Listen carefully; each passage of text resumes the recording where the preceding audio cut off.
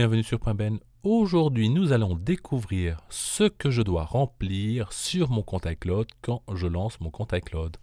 Alors, je vais sur Réglages, je descends dans la colonne de gauche sur iCloud et là, il me demande mon identifiant et mon mot de passe. Alors, ça tombe bien, j'ai justement un identifiant, donc je vais l'écrire. Ensuite, il me demande mon mot de passe. Comme vous l'aurez remarqué, j'ai une adresse iCloud complète, 100% compatible, c'est bien une Mac.com.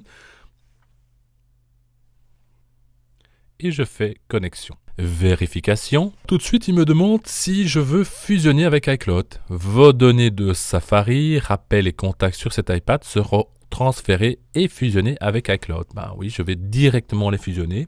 Vous allez me dire l'iCloud, mais je viens de le créer, il veut dire fusionner où ça? Eh bien, sur votre espace de 5 GB qu'Apple vous a donné.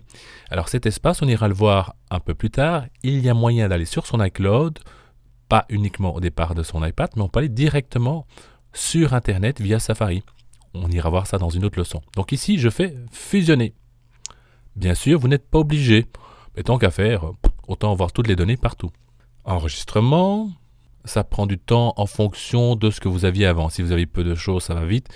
Si vous n'aviez rien, ça va encore plus vite. Et si vous avez plus de choses comme moi, ça prend un peu plus de temps. Vous avez email. Alors moi, il se fait que mon compte iCloud est aussi mon adresse mail principale. Donc j'ai activé l'email. J'ai activé contact aussi parce que mon carnet d'adresse est mon carnet d'adresse ou de contact que je retrouve sur mon iPhone et sur mon ordinateur. Donc je l'ai activé.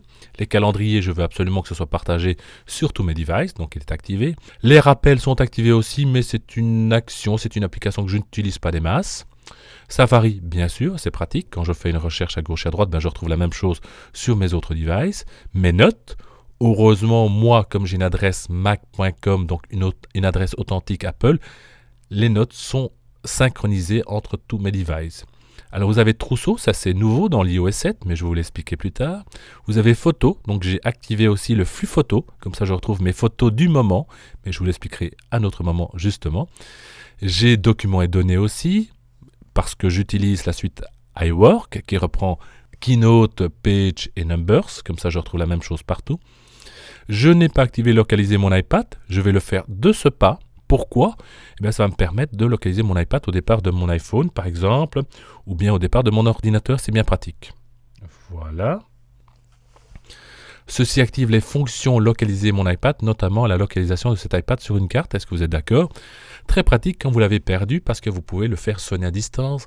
Donc s'il est perdu en dessous d'un canapé par exemple ou dans le fond de votre voiture qui est dans votre garage, vous allez l'entendre sonner, pratique. Je l'active.